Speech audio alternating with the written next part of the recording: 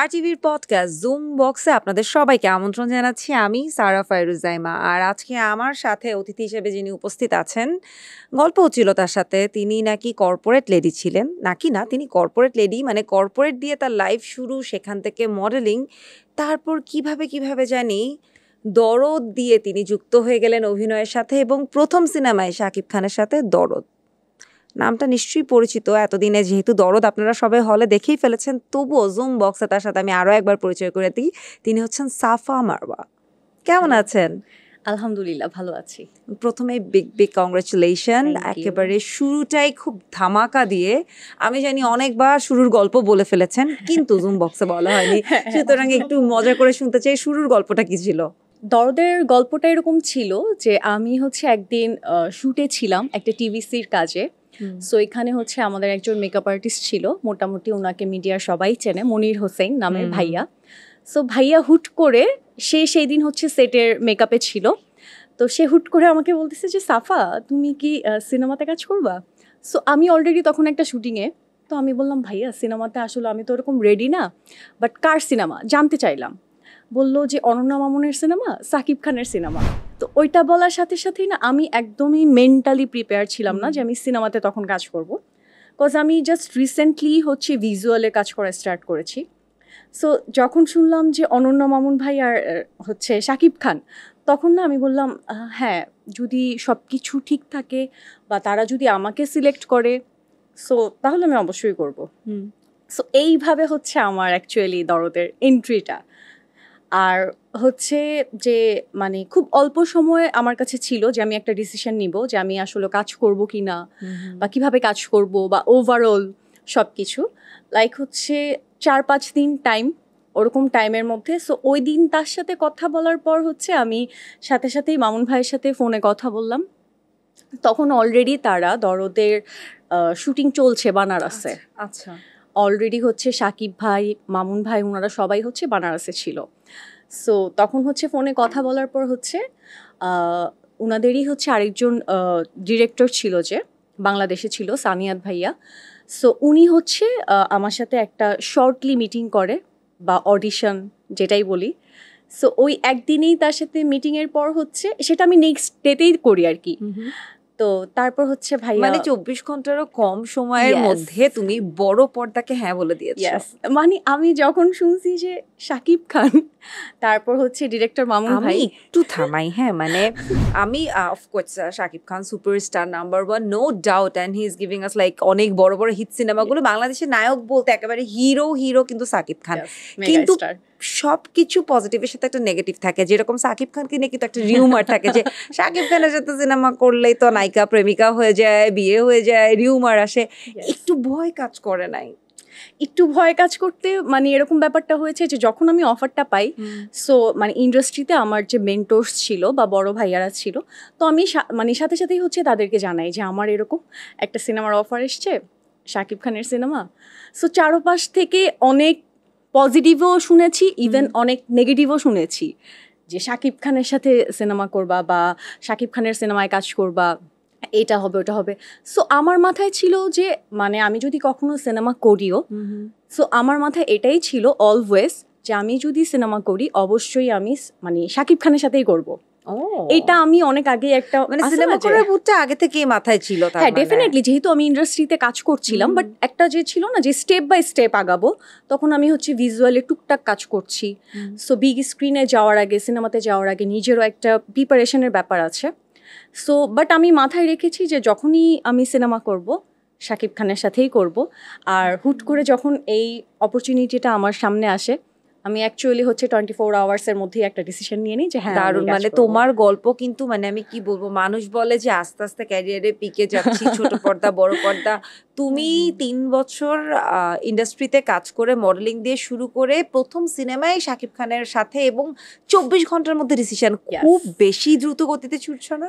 বলে না যে লাক প্রেফার করেছে, যে আমার কাছে না মানে ওই টাইমটা মনে হচ্ছিল যে আমি মানে এটা মানে ট্রাস্ট হচ্ছিল না আমার কাছে ব্যাপারটা। বাজে কথা বা কিছু শুনতে হয়েছে এরকম, কারণ এটা কিন্তু থাকে, যখনই মিডিয়াতে মানুষ থাকে তখনই তো নোংরা কথা শুনতে হয়। সেখানে এত কম সময়ে তুমি বড় পর্দায় চান্স পেয়ে গেলে, কেমন কথা মানে শুনেছো? ওই 2 দিনের মাথায় হচ্ছে আমি অনেক পজিটিভও শুনেছি, কজ হচ্ছে শাকিব খান তো এখন আমাদের সুপারস্টার, মেগা স্টার। সো তার অনেক মানে শুভাকাঙ্ক্ষীও আছে, তো তারা অবশ্যই আমাকে পজিটিভ কথাই বলেছে যে হ্যাঁ তুমি যেহেতু অপরচুনিটি পেয়েছো কাজ করো। সো ওই জায়গা থেকে পজিটিভও শুনেছি, ইভেন নেগেটিভও শুনেছি। বাট আমি হচ্ছে আমার জায়গায় স্টিল ছিলাম যে আমি হচ্ছে কাজ করব, যেহেতু এত ভালো একটা সুযোগ পেয়েছি। আমি এবার তোমাকে থামে একটু পেছনের গল্পে যাই, যে পুরান ঢাকার মেয়ে তুমি, হ্যাঁ। এবং একটু কিন্তু রিজিড পুরান ঢাকার সবাই, Yes. তাই না? সেখান থেকে তুমি কর্পোরেট লাইফে ছিলে, একটা ভালো জায়গায় ছিলে। আগে একটু শুনি, পুরান ঢাকা ঠিক কোথায় বেড়ে ওঠা তোমার? পুরান ঢাকায় হচ্ছে বংশাল, হুম। খাবারের জায়গা যেটা নাজিরা বাজার। আহা। সো আমার এরিয়াটা ওখানেই হচ্ছে একদম ছোটবেলা থেকে ওখানেই আমার স্কুল কলেজ সবকিছু ওখানেই ছিল, আর ওখান থেকেই আমার আসলে মানে বেড়ে ওঠা। একদম পুরান ঢাকারই মেয়ে তুমি। একদম সেখান থেকে এই স্টেরিওটাইপটা ভাঙলে কিভাবে, বা ওখান থেকে ফ্যামিলি থেকে কতটুকু সাপোর্ট ছিল প্রথম যখন মডেলিং এ আসার কথা বললে? হ্যাঁ, ব্যাপারটা ছিল যে আমি হচ্ছে মানে পুরান ঢাকায় থাকা অবস্থায় হচ্ছে যখন হচ্ছে আমি আমার এইচএসসি কমপ্লিট করি, তো এরপর হচ্ছে আমার মানে আছে না যে সেলফ ডিপেন্ডেন্ট টাইপের, মানে এটা আমার মাথায় সবসময় থাকতো যে আমি একটা সেলফ ডিপেন্ডেন্ট মেয়ে হব, সো নিজে আর্ন করব। তো ওই জায়গা থেকে হচ্ছে আমার জবে ঢোকা। সো জবের ক্ষেত্রেও আমি হুট করে হচ্ছে একটা মানে ভালো একটা জবের অফার পাই। তো ওই জায়গা থেকে হচ্ছে আমি। সেটা কি জব ছিল? তখন লেখাপড়া শেষ করেছো নাকি? না তখন আমি আমার গ্র্যাজুয়েশনও কমপ্লিট করি নাই, ওই টাইমেই হচ্ছে আমি মানে জবে ঢুকি। কি নিয়ে পড়াশোনা করছিলে? যেহেতু তোমাকে আমরা নায়িকা হিসাবে নতুন পেয়েছি, তো LLB একদম সব জানতে চাই। নতুন নায়িকার আদ্যপ্রান্ত আমরা জানতে চাই আসলে। হ্যাঁ, এলএলবি মানে LLB, লয়ার। yes। আচ্ছা, তারপরে কি জবে জয়েন করলে? তো তারপর হচ্ছে আমি ইভ্যালিতে ছিলাম। ওহো, এটা মোস্ট প্রবাবলি সবাই জানে ইভ্যালির সম্বন্ধে। শুধু জব করেই ধরা খেয়েছো নাকি জিনিস Starting কিনেও এ। ধরা খেয়েছিলে? না, জব করেই মনে হয়, জিনিস তেমন একটা কিনি নাই আমি। আচ্ছা। সো ইভ্যালি থেকেই হচ্ছে আমার ক্যারিয়ার, জব লাইফের ক্যারিয়ার স্টার্ট। তারপর আস্তে আস্তে হচ্ছে আরো 2 জায়গায় আমি জব করেছি, ইউএস বাংলাতেও ছিলাম ওদের ওখানে। লতে তো অনেক পড়াশোনা, এলএলবি পড়ার মাঝে তুমি কিভাবে জব কন্টিনিউ করলে? পড়াশোনায় আসলে ওই টাইমটা ছিল কি, ওই টাইমে সবকিছু অনলাইনে ছিল, তো মানে ওই যে আমাদের করোনাকালীন টাইমটা, সিচুয়েশনটা ছিল, সো আমাদের ভার্সিটিতে যেতে হতো না, অনলাইনে এক্সাম, অনলাইনে মানে আছে না যে একটা গ্যাপ পড়ে যাচ্ছে সবকিছুর। মানে আমাদের তো এখন লেখাপড়ার ফ্লোটা অনেক কমে গিয়েছে, মানে আগের মতো যে অটোপাসের যুগে তার Right, মানে তুমি right. জব করেছো, পড়াশোনা করেছো। হ্যাঁ, মানে তখন একটা বোরিং টাইম যাচ্ছিল যে লেখাপড়ারও ওরকম ফ্লো কম। তার মধ্যে যখন আর কি জবের অফারটা পেলাম তখন আর হচ্ছে আমি না করি নাই। পরবর্তীতে কি এলএলবি কমপ্লিট করেছো নাকি নায়িকা হয়ে গেছো তো শেষ? না, এখনো হচ্ছে আমি কমপ্লিট করি নাই, ইনশাল্লাহ এটা আমার সামনে কমপ্লিট করার ইচ্ছা আছে। আচ্ছা, তারপরে শুনি, তারপরে ইউএস বাংলাতে ছিলে? হ্যাঁ, ইউএস বাংলাতে ছিলাম, ওখানেও আমি হিসেবে? মার্কেটিং এ ছিলাম। আচ্ছা। আমি হচ্ছে ইভ্যালিতে যে ডিপার্টমেন্টে ছিলাম, সো ওই ডিপার্টমেন্টেই হচ্ছে ইউএস বাংলার একটি কনসার্ন ছিল, সো ওইটাতেও আমি সেম ডিপার্টমেন্টেই আসছি। মানে আমাদের ইভ্যালির একটা টিমই অ্যাকচুয়ালি ওখানে ছিল, সো আমরা টিমটাই হচ্ছে আবার ইউএস বাংলার ওই ডিপার্টমেন্টে মুভ করেছি। সো আমার কলিগরা যেহেতু সবাই হচ্ছে আমরা ইভ্যালি থেকে কানেক্টেড সবাই, সো যখন আমি সিনেমাতে যুক্ত হই তখন অলরেডি আমি হচ্ছে ওই ইউএস বাংলার ওই কনসার্নটিতে হচ্ছে অলরেডি জব করি। সো ওই জায়গা থেকে আমার কলিগরাও অনেক বেশি সাপোর্টিভ ছিল, মানে আমি অফিসে থাকা অবস্থায় ইভেন আমার মানে হচ্ছে দরদে শ্যুট করার হচ্ছে মানে শুটিং শেষ হওয়ার কিছুদিন পর যে আমার ইন্টারভিউগুলো হয়েছে, সেই প্রত্যেকটা ইন্টারভিউ আমি আমার অফিসেই দিয়েছি। আচ্ছা, এর মাঝে তো মডেলিং এও জয়েন করেছিলে, সেটা হ্যাঁ। কিভাবে, সেটা কবে জয়েন করলে? মডেলিংয়ে জয়েন করেছি অ্যাকচুয়ালি যখন ইভ্যালি থেকে হচ্ছে আমি আর কি জবটা সুইচ করি। তো এরপর হচ্ছে ওইখানে থাকা অবস্থায় আমার কিছু কলিগ ছিল, অলওয়েজ আমাকে পোক করতো যে তোমাকে তো মানে ওখানে কিছু ফটোগ্রাফার ছিল, মানে আমাদের অফিসে কলিগ ছিল যারা, তো ওরা সবসময় পোক করতো যে তোমার তো ফিটনেস ভালো, ফেস ভালো, তুমি তো চাইলে মডেলিং করতে মানে পারো। ভালোই ফ্লার্টিং করতে না? তো তখন তুই কি ফ্লার্ট শুনতাম। ব্যাক করতে তখন? না, ওই টাইমটাতে আসলে আমি হচ্ছে মানে একটু মনে হয় একটু না, অল্প বয়সেরই ছিলাম। আর মানে লাইক হচ্ছে পুরন ঢাকা থেকে বের হয়ে জাস্ট আমি এটা একটা, কোন ইয়ারের কথা বলছো? এটা 5 years ago। 5 years ago, ওকে। হ্যাঁ, ইভ্যালিতে যখন ছিলাম, সো ওই টাইমটাতে হচ্ছে ওরা এরকম সবসময় পোক করতো। এরপরই হচ্ছে মানে আস্তে করে হচ্ছে টুকটাক কাজ করলাম, কিন্তু হচ্ছে তখন আমি হচ্ছে পাবলিকলি কিছু শো করতাম না, মানে বাসায়ও জানাতাম না যে আমি শ্যুট করছি, এটা আমি বাসায় জানাতাম না, না বলেই শ্যুট করতাম। আর তখন আমি আমার ফেসবুকেও কখনো পোস্ট করতাম না, মানে লাইক হাইড করে কাজ করতাম। তারপর যখন আমি টুকটাক কিছু কাজ করি, এরপর আমার মানে কাজটাকে আমি এত বেশি এনজয় করছি, লাইক হচ্ছে আমি তো অফিসেও ছিলাম, সো ওইটাও আমার একটা কাজ ছিল, ওটাও আমার একটা জব ছিল। সো আমি না যখন ভাবলাম যে এই জবটা থেকে না আমি না এই যে মডেলিংয়ের যে সেক্টরটা, আমি এটা বেশি এনজয় করছি, মানে আমার ফিল হলো যে আমি তো এই কাজটা অনেক এনজয়, মানে সারা দিন শ্যুট করছি, মানে অনেক কষ্টও হচ্ছে, বাট তাও না আমার কাছে মনে হচ্ছে যে আমি অনেক এনজয় করছি এই কাজটা, আর এটা আমার সাথে যায়, লাইক হচ্ছে আমি এটা ফিল করা স্টার্ট করলাম। সো তখন আমি হচ্ছে ক্যারিয়ার কিন্তু খুব এদিক ওদিক, ল পড়ছিলে, মার্কেটিং এ জব করলে, তারপর মডেলিং, নায়িকা। আর ছোটবেলায় কি হতে চেতে? ছোটবেলায় অ্যাকচুয়ালি হতে চাইতাম ফ্যাশন ডিজাইনার, বাট অ্যাকচুয়ালি কোথা থেকে ঘুরে ঘুরে সার্কেল আমি আসলে এখন। কয় ভাই বোন সাফা তোমরা? আমরা হচ্ছে 3 বোন। আচ্ছা, আমিই বড়। আচ্ছা, ছোট আরো 2 বোন আছে আমার, পড়াশোনা করছে। আচ্ছা, তারপরে শুনি। তারপর এই তো, তারপর হচ্ছে যখন আমি কাজটাকে অনেক বেশি এনজয় করছি, তখন আমি ভাবলাম যে আমি বাসায় জানাবো যে আমি শ্যুট করি, আর এটা আমি পছন্দ করি এই কাজটা করতে। তো তখন জানালাম, বাট তখন হচ্ছে অনেক বাইন্ডিংস ছিল বাসায়, যে এটা কেমন কথা শ্যুট করবা, এটা কেমন কথা, এরকম টিভিতে দেখবে সবাই, এই সেই, যেহেতু পুরন ঢাকায় সবাই একটু কনজারভেটিভ থাকে। লাইক তোমার নামটাও কিন্তু ঠিক সেরকমই, যদি একটু বলতে।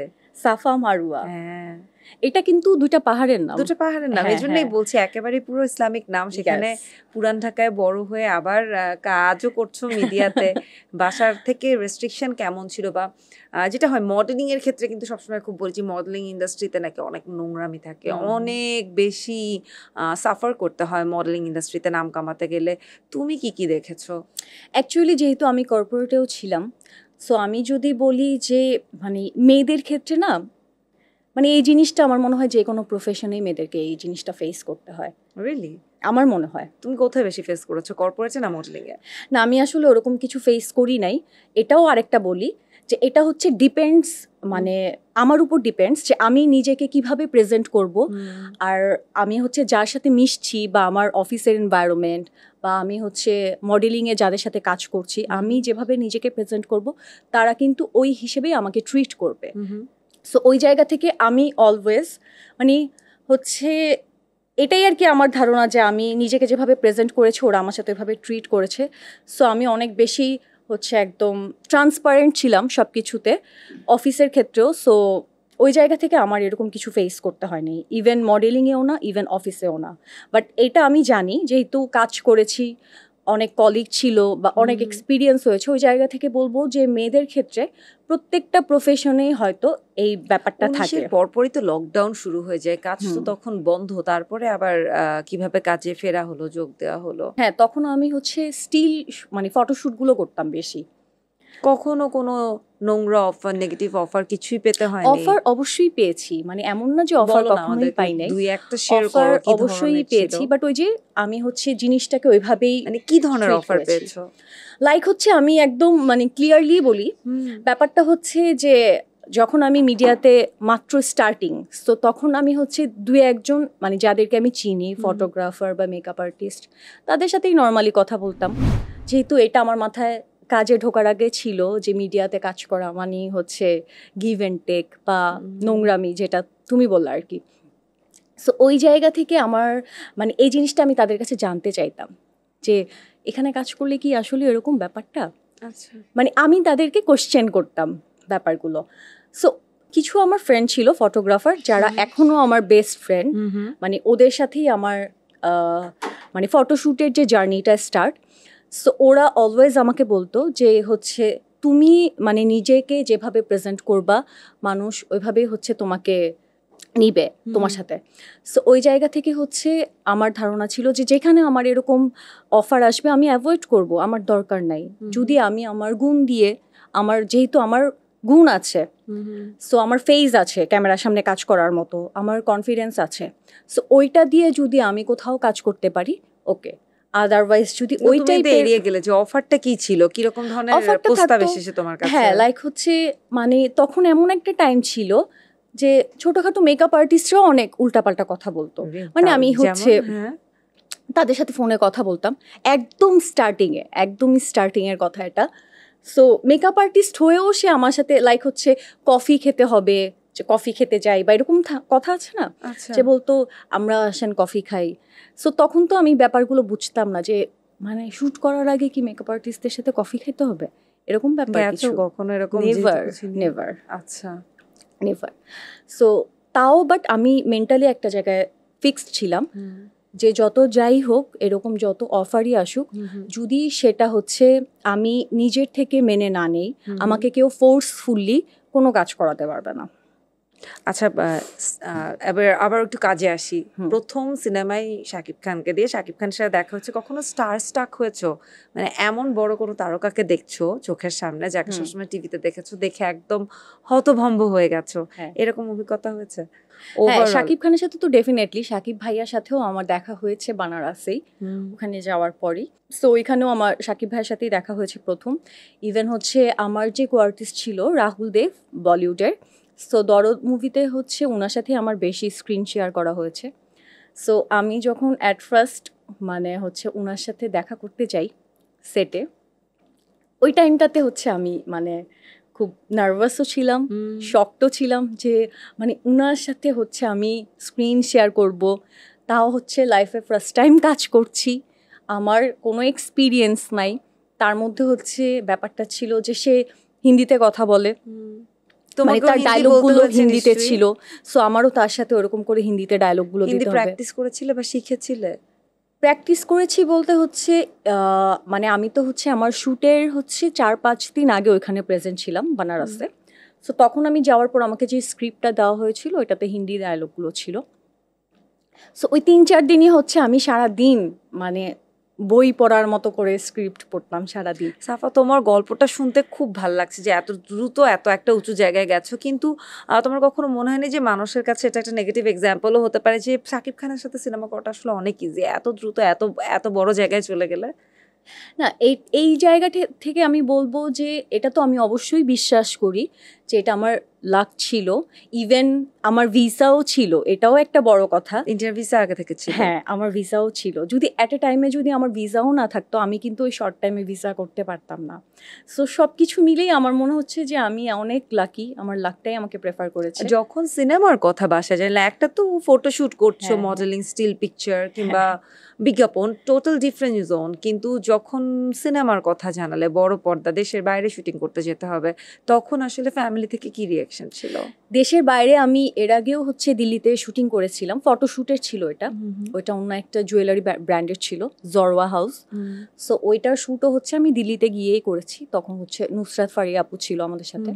সো এর আগেও আমি দেশের বাইরে যাওয়াটা আসলে যখন থেকে আমি মানে একদম আমার এই মিডিয়ার ক্যারিয়ারটাকে হচ্ছে আমি একদম প্রফেশনালি নিয়ে নেই, তো তখন আমার ফ্যামিলি থেকে এরপর না আর ওই রেস্ট্রিকশনটা ছিল না কাজের ক্ষেত্রে, কজ তারা আমার একের পর এক ভালো কাজ দেখছিল। মানে এইটা তো একদম সবার কাছে ওপেন যে আমি কাজ করছি, কাজ দেখছে, অনেকে অ্যাপ্রিসিয়েট করছে। তো ওই জায়গা থেকে না এরপর ওই বাইন্ডিং স্টার ছিল না যে আমি দেশের বাইরে যাব, এটা বড় ব্যাপার ছিল না। তো ওই জিনিসটা নিয়ে আর যখন আমি মানে ব্যাপারটা ফ্যামিলিকে জানাই যে আমি শাকিব খানের মুভিতে কাজ করব, সো আমি তো অলওয়েজ বলতাম যে আমি যখন সিনেমা করব শাকিব খানের সাথেই সিনেমা করব। তো আমি এই কথাটাই বলেছি যে শাকিব খানের সিনেমা, সো আমি অপরচুনিটি পেয়েছি, আমি এটা করবই। শাকিব খানের সাথে স্ক্রিন শেয়ার করার অপরচুনিটি কতটুকু ছিল?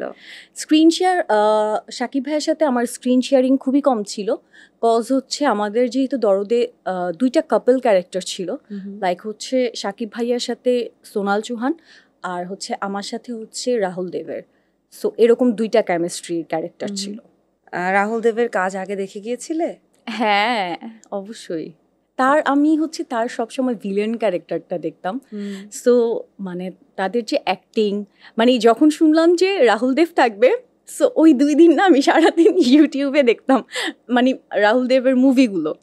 ওইটা দেখে আরো বেশি নার্ভাস হয়ে যেতাম, মা কি ভালো অ্যাক্টিং করে, কি সিনিয়র আর্টিস্ট। তোমার মনে হয় না যে মানে আমরা যখন অ্যাজ আ দর্শক, আমি শিওর তুমিও দর্শক হিসেবে একটা টাইম পর্যন্ত দেখেছো, বলি না যে অ্যাক্টিং না শিখে অ্যাক্টিং করতে চলে আসে, কিছু খারাপ অ্যাক্টিংও দেখেছি, আমাদের অ্যাক্টিং শাকিব খানের অ্যাক্টিং তো অন্য লেভেলের ভালো। তো তুমি যখন গেলে কোনো প্রিপারেশন নাই, অ্যাক্টিং শেখা মনে হয়নি যে আমি তো কখনো শিখিনি, অ্যাক্টিংটা শেখা দরকার? আমি এখনো বলবো যে আমার অ্যাক্টিং এখনো শেখার দরকার, আর শেখার তো শেষ নাই সেটা। কিন্তু আছে না যে মানে ফিল হয় যে আমি এই কাজটা পারবো। যেমন আমি কিন্তু কর্পোরেট থেকে মুভ করেছি মিডিয়াতে এই কনফিডেন্সটা নিয়েই যে আমি এটা পারবো, কজ আমি এই কাজটা যখন করি আমার মনে হয় যে এটা আমার বেটার হয়, সো এটা আমি ক্যারি করতে পারি এই কাজটা।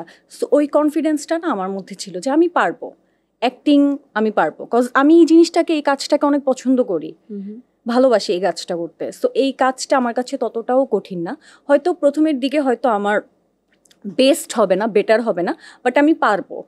আর অবশ্যই এটাও মাথায় ছিল যে কাজ করতে করতে এক্সপিরিয়েন্স থেকেই একদিন হয়তো ইনশাআল্লাহ ভালো কিছু করব। এখন শেখার ইচ্ছা আছে, আলাদা করে অ্যাক্টিং স্কুলে যাওয়ার ইচ্ছা আছে? অবশ্যই আমি শিখবো, কজ হচ্ছে যেহেতু আমার সিনেমাতে কাজ করার ইচ্ছা, অভিনেত্রী হওয়ার ইচ্ছা, সো অভিনয় নিয়েই থাকার ইচ্ছা। এই জন্য অভিনয় করার জন্য যদি আমি ওরকম শেখার কোনো স্কোপ পাই বা আমাকে শিখতে হয়, আমি অবশ্যই শিখবো। যখন বড় পর্দায় নিজেকে দেখলে তখন কেমন লাগছিল? নিজেকে কত দিবে অ্যাক্টিং এ 10-এ? আমি আসলে নিজেকে কোনো মার্কস দিতে পারবো না, এটা হচ্ছে আমার ডিরেক্টর আর অডিয়েন্স দিবে, দর্শক দিবে। কিন্তু আলহামদুলিল্লাহ এটা বলবো যে আমাকে দেখতে আমার ভালোই লেগেছে, বাট অবশ্য আমার যদি এক্সপিরিয়েন্স থাকতো হয়তো আমি আরও মাচ বেটার করতে পারতাম। মানে অ্যাজ এ স্টার্টিং হিসেবে, ফ্রেশার হিসেবে আমার মনে হয়েছে যে আমি ভালো করেছি। আর এইটা হচ্ছে আমি এত কনফিডেন্টলি এখানে বলতে পারছি কজ হচ্ছে আমার দর্শকের রিভিউ অনেক ভালো ছিল। আমি যখন হল থেকে বের হই সবাই এসে আমাকে বলছিল যে আপু আপনি অ্যাজ এ ফ্রেশার অনেক ভালো করেছেন। ইভেন এখনও যখন আমি বাইরে বের হই সবাই আমাকে এই কথাটা বলে যে দরদে আপনি অনেক মারাত্মক অ্যাক্টিং করেছেন। মানে এই রিভিউটা আমি এখন আলহামদুলিল্লাহ পাই। সো ওই জায়গা থেকে আমার মানে মোটিভেশনটা আরও বেশি বেড়ে গেছে যে যেহেতু অ্যাক্টিংটা আমি পছন্দ করি আর স্ক্রিনেও দেখলাম দর্শকের ভালো একটা রেসপন্সও পেলাম, ইনশাল্লাহ সামনে আরও ভালো ভালো কাজ করব। এখন তো দরদেরটা গেল, মানে প্রথম সিনেমা সুপার হিরোর সাথে হয়েই গেল, একেবারে সুপার হিট শাকিব খানের সাথে। এরপরে কটা সিনেমার অফার এসেছে? এরপরে হচ্ছে সিনেমার ইভেন দরদ রিলিজ হওয়ার আগের থেকেও সিনেমার অফার আসছে, বাট হচ্ছে যেহেতু আমি মানে এটা মাথায় রেখেছি যে আমার স্টার্টিংটাই ছিল হচ্ছে মেগা স্টারের সিনেমা দিয়ে, এত ভালো একটা প্ল্যাটফর্মে কাজ করেছে। সো আমি সবসময় এর থেকে একটু আপ কিছু চিন্তাই করব। লাইক হচ্ছে আমি তো আর্টিস্ট অবশ্যই, বাট আমি ওরকম এক্সপিরিয়েন্সডও না যে এখন আমি যে কোনো ক্যারেক্টারে ইন করতে পারবো। অবশ্যই আমাকে এক্সপিরিয়েন্সড হতে হবে। সো এই টাইমে শুরুটাই শাকিব খানের সাথে, পরবর্তীতে যখন আরো ভালো, বা পরবর্তীতে আপনি কার সাথে সিনেমা করতে চাও? পরবর্তীতে কার সাথে সিনেমা করতে চাই এটা আসলেও মানে ফ্যাক্ট না। ফ্যাক্ট হচ্ছে আমি যে কোনো আর্টিস্টের সাথেই সিনেমা করব যদি সেই গল্পটা আমার পছন্দ হয়। কিন্তু শুরু শর্ত কিন্তু জুড়ে দেওয়া ছিল যে শাকিব খানের সাথে শুরু হতে হবে, তাহলে দ্বিতীয়টার কোনো এরকম নেই যে ইচ্ছা যে অমুকের সাথে স্ক্রিন শেয়ার করতে পারা যায়? এখন হচ্ছে ইচ্ছা আছে যে আমি শাকিব খানের সাথে মেইন স্ট্রিমে তার নায়িকা হয়ে কাজ করব, এটাই অবশ্যই ড্রিম, এটাই হচ্ছে।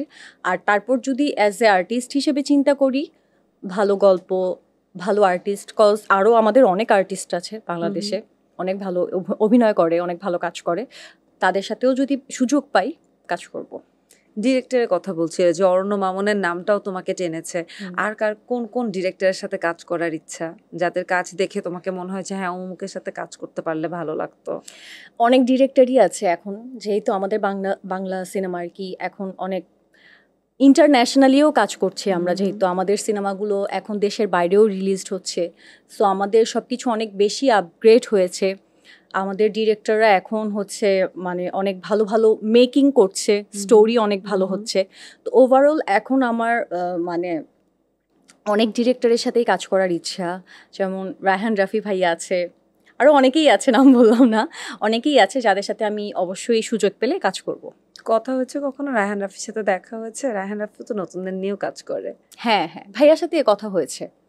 কাজের কথা এসেছে কোনো? কাজের কথায় হচ্ছে দরদ সিনেমার বললাম না শুটিংয়ের পর হচ্ছে আমার তখন আর কি, যেহেতু আমি মাত্র এন্ট্রি করেছি, তো তখন আমার হচ্ছে অনেক ডিরেক্টরদের সাথেই কথা হয়েছে, কাজ নিয়েও কথা হয়েছে, বাট আমি তখন একটা গ্যাপ দিয়েছি।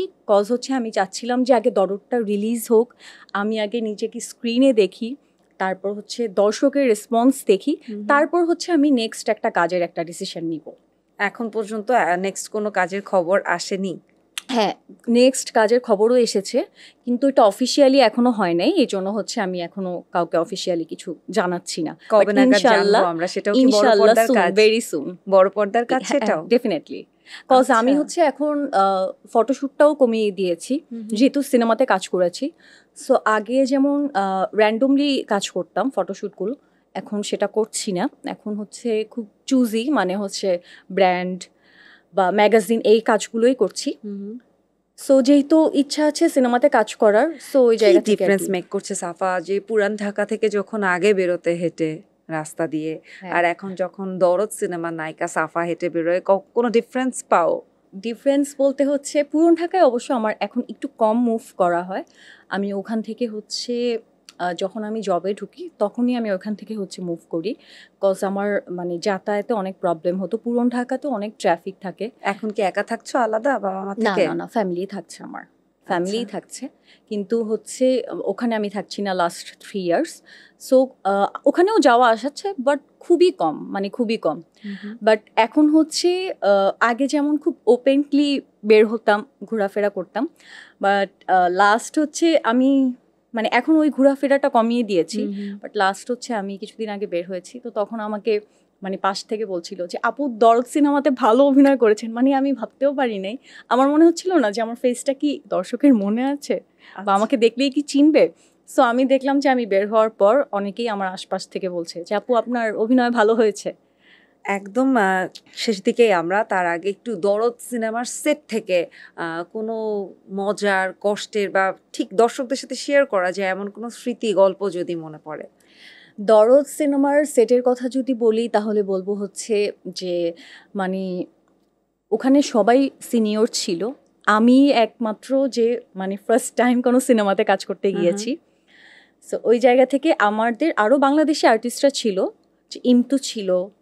সো ওরা যখন ছিল ওদের সাথে আমার অনেক ভালো গুড টাইম গিয়েছে। শুটিংয়ের বাইরে আমরা খুব মজা করেছি ওখানে। আর বাকি টাইমটা আমি বলবো যে আমি এত বেশি নার্ভাস থাকতাম ওইখানে সব টাইমই, যে আল্লাহ এত সিনিয়র, ওদের সাথে কাজ করতে হবে। আমি না সারাদিন স্ক্রিপ্ট পড়তাম, তারপর মিররের সামনে গিয়ে গিয়ে অ্যাক্টিং করতাম। মানে আমার কাছে ওই প্র্যাকটিসিং টাইমটাই হচ্ছে ওটা ছিল। সাথে যোগাযোগ রয়েছে এখনো? এখন না, ইন্ডিয়ান কোয়ার্টিস্টদের সাথে এখন যোগাযোগ। শাকিব খানের সাথে সিনেমা রিলিজ হওয়ার পর আর কথা হয়েছে? উনি কিছু বলেছেন অভিনয় নিয়ে? কারা? শাকিব খান তোমার অভিনয় দেখে? ও হ্যাঁ হ্যাঁ, শাকিব ভাইয়া, হ্যাঁ শাকিব ভাইয়া হচ্ছে আমাকে বলেছে যে আমাকে স্ক্রিনে, আমরা হচ্ছে ওই যে প্রিমিয়ারে একসাথেই দেখেছি। সো এটা দেখার পর হচ্ছে ভাইয়া আমাকে বলেছে যে অ্যাজ এ ফ্রেশার হিসেবে স্ক্রিনে আমাকে দেখতেও ভালো লেগেছে। কজ স্ক্রিনেরও একটা ব্যাপার থাকে যে সব ফেস হয়তো স্ক্রিনে ভালো লাগে না, তো ওইটাই বললো যে স্ক্রিনে দেখতেও ভালো লেগেছে আর অ্যাজ এ ফ্রেশার হিসেবে আমি ভালো করেছি। Nice nice, again big big congratulation, এবং আশা করি আরো অনেক অনেক কাজ দিয়ে এগিয়ে যাও। শেষ করব আমরা, তার আগে দর্শকদের উদ্দেশ্যে যদি কিছু বলার থাকে। দর্শকদের উদ্দেশ্যে আমি এটাই বলতে চাই, যেহেতু আমার জার্নিটা মাত্রই স্টার্ট, আর সবাই দরদ দিয়ে এত বেশি ভালোবাসা দিয়েছে আমাকে, এটার জন্য সবাইকে অনেক অনেক বেশি ধন্যবাদ। আমি হচ্ছে সামনে ইনশাল্লাহ আরও বেটার কোনো কাজ নিয়ে আসবো। সবাই এভাবেই ভালোবাসা দিবেন। Thank you. Thank you once again Safa Marwa. আশা করি আবারও দেখা হবে, আবারও কোথাও আড্ডা হবে এবং নতুন কাজের খবর আমরা শীঘ্রই পেয়ে যাব। দর্শক, এরই সাথে বিদায় নিতে হচ্ছে আজকের মতো RTVর পডকাস্ট জুম বক্স থেকে। আগামী পর্বে আবারও নতুন অতিথি আর নতুন গসিপ নিয়ে হাজির হয়ে যাব। Stay tuned.